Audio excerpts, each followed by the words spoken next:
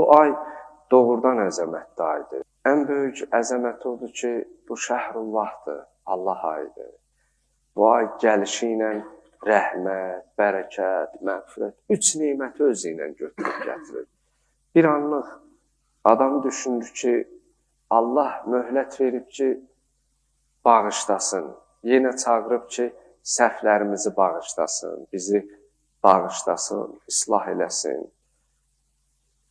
Hərdən də elə məscidimizə gələndə, səhərdə, elə indi də yadıma düşür, biraz kövrəlirəm. Keçən il bizimlə bir arada olan, bir cərgədə olan möminlərdən amma haqqa qovuşanları var. Onların yerində sən də ola bilərdin, mən də ola bilərdim. Amma onlar bugün sübhün səhərindən, Ramazanın bu bərəkətindən artıq məhrumdular.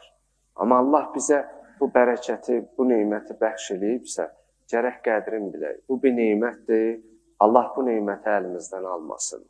Bunun biz şükürünü Rəbbimizə nə qədər istəsək edək, edə bilmərik. Oruc ağza, zikir deyə, Allah evinə qədəm götürüb gətirəsən. Nəfəsin bərəkət, ömrün bərəkət.